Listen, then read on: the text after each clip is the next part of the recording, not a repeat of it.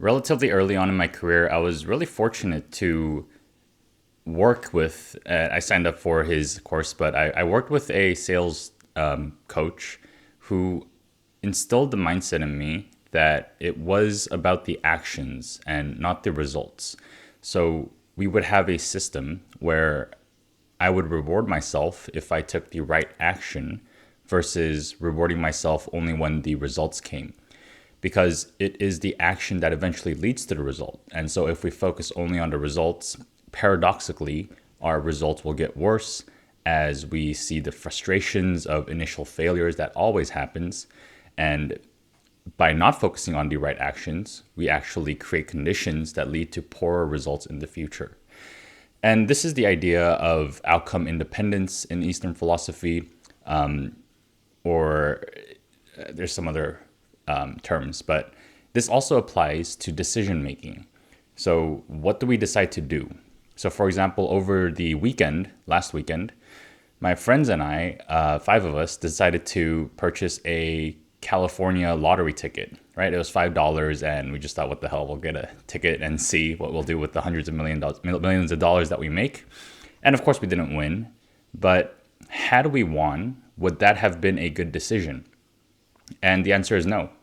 If we, regardless of whether we won or lost that lottery, the decision itself wasn't a good one, right? So we can take actions or make decisions that lead to really good results that might be very bad actions and very bad decisions.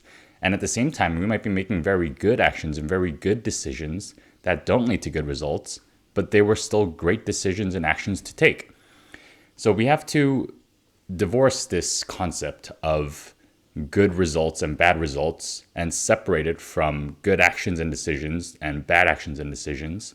And once we do that, we can intentionally start to focus on making better actions and better decisions, removing our focus on what the results might be. And as we start to stack up and consistently make better actions and decisions, it happens that our results also get better. And if we start focusing only on the results, then what's likely going to happen is that the good actions and the good decisions, which usually take longer time horizons in order to see the fruits of, we won't take those actions. If we want a tree, and if we only focus on that tree, but we plant a seed and we see that no tree comes, then we're likely going to take different actions than planting a seed. We might look to steal a tree or go deforest some area, right? So this idea, and what we would do, like going back to the sales coach, is so when we would do the activities for sales, like prospecting, like reaching out, like having a sales call, versus the actual result of the sale, the activities that we did that were going to lead to the sale is when we would reward ourselves. We would do the activities and then feel good about doing that, regardless of what happened after that.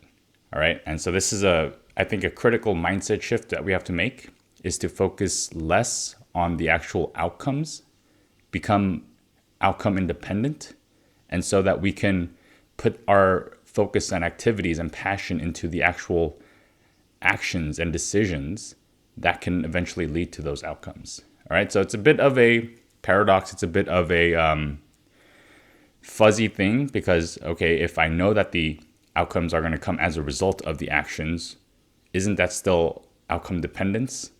Well, you kind of have to think of it as doing the action for the sake of the action.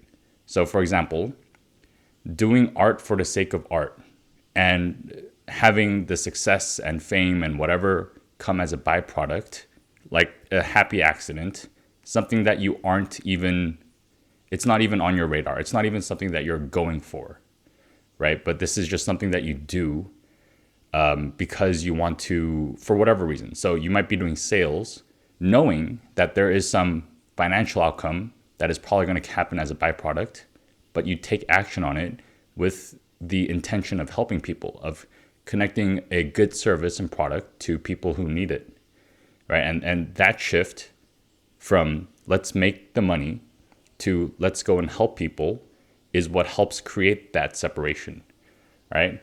So very foundational, very critical stuff. But I think it's very important that we start to understand this idea that our actions and decisions are and should be separate from the actual results that we see. So the quality of the actions and decisions are separate from the results that we see.